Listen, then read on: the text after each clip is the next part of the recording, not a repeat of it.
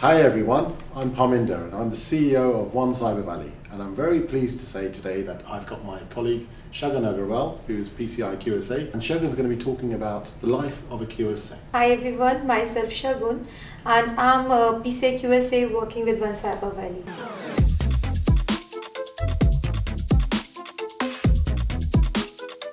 I got my certificate in 2022. And I've been a QSA since 2012.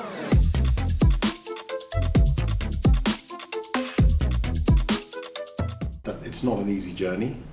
It's full of difficult paths, making the right decisions and following your instinct and best judgment. I would suggest don't underestimate PCI. PCI is totally different from other standards. This is not a piece of cake. Of course, it's need years of experience, learning, and the interactions with different mentality of clients, I can say.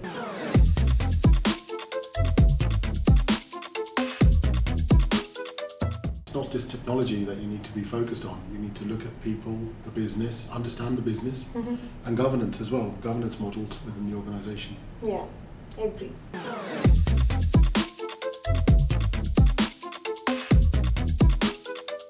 There are pros and cons at the same time. So with large companies, we are limited to our role only. With the small companies, I think we have to get our hands in every single thing, whether it's a audit, it's a QA, it's a delivery perspective, it's a team management, and there are a lot of things. I have worked in this company and I get the understanding. Even I've worked with the sales team, so it's a good experience working with small companies.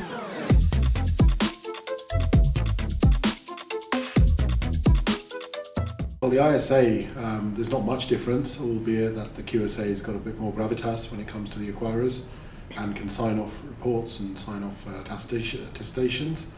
I think the ISA role is important for organisations. If you do get the chance to become an ISA in an organisation, please do take it, because it will give you a real good grasp as to the challenges faced by QSA when they conduct their audit.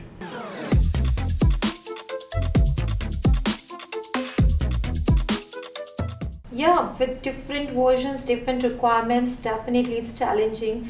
It's asked for more technical terms, and definitely learning new standards, new requirements is not easy. It comes with experience. From my perspective and my experience, what I know is that PCI version 1 for a QSA, there was 7 questions that you had to answer and pass. Now there's like 75 questions, and they're all based on technologies that are currently existing. So you need to really brush up on your homework and get that under your belt and learn about those technologies, as well as the kind of the standard itself.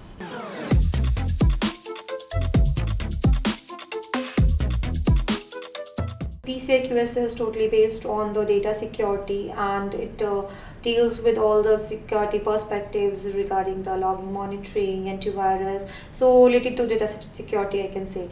But the PIN is only focusing on one requirement control, I can say, and which needs to have deep understanding of the technical terms of the cryptographic keys and the devices which are used to inject keys.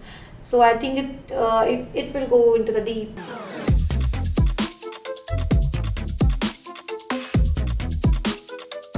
I think the best advice I've had is around communication. Given that the majority of my team and yourself, Shagun, we come from a customer service background, treating our customers and clients with respect, always being very good with communication, telling them exactly where we are. That's been key for us for One Cyber Valley.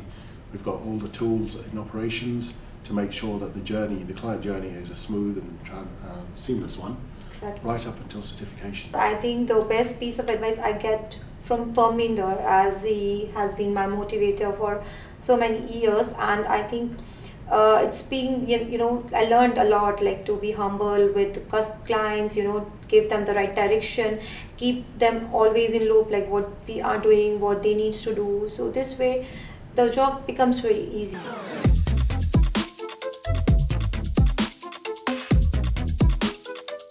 I think it's not learning what's involved in a PCI assessment, thinking they know everything, and then when the QSA rocks up, they realise that, hang on, we're being asked all these difficult questions and we don't have the answers for this. So preparation and preparedness basically go hand in hand. You need to know exactly what's involved. So if you're not sure, do speak to your QSA before you get involved with the QSA assessment. I would like to add some point here. Scoping plays a vital role here, and if the organization is doing scoping at their end, this will make job easy for PCI QSA as well as for the organization.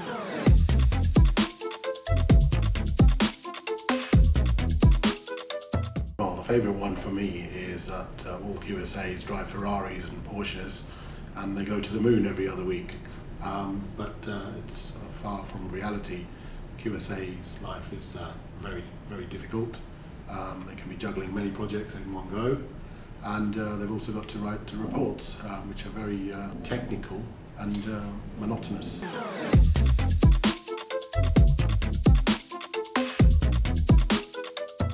You need your technical skills, you need to be technical, and for that you've got your certification. But at the end of the day, you also need to be very much a people person, know about the people in the company, the organisation that you're going to work with, that you've got to put into the role everything you've learned from grassroots. So your social skills, your kind of communication, your kind of empathy, all of that, along with being organised, being very process driven, and following the standard, and making sure that all the I's have been dotted and T's have been crossed for a standard.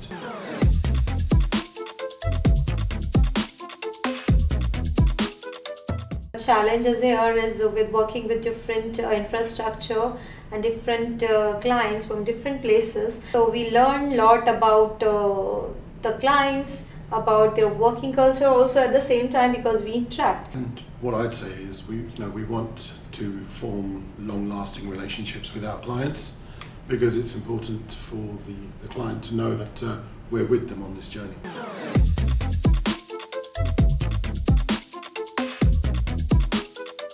So obviously you cannot deviate from the standard and make up your own rules.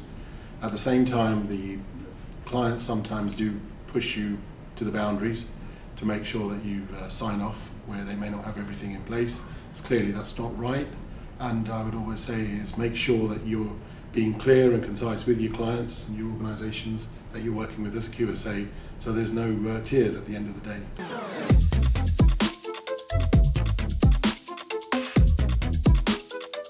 Well, obviously with technological advancements, especially in the industry, you've got MasterCard recently set out an initiative to launch numberless cards. So there's no more card numbers on a card. Everything will be inside of the system basically, and the chip, the connectivity. I think that's something that's coming.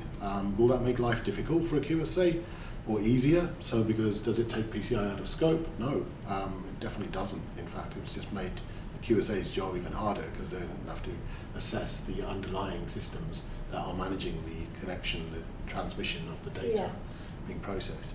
You've also got complexity coming with the new standards and the training requirements for those standards, and making sure that you're kept up to date, and all the AI advancements, for example. But as the council rightly pointed out recently, there still needs to be a human involvement with the QA work and the QSA work. The AI cannot just take over and produce a rock report, for example. Shagun, would you agree with that? Yeah, I am agree totally. So definitely it needs human hand to do QA, and without verification it cannot be signed by QSA. Well, there you go. There you have it. So thank you so much for your time today, Shagun. Thank you.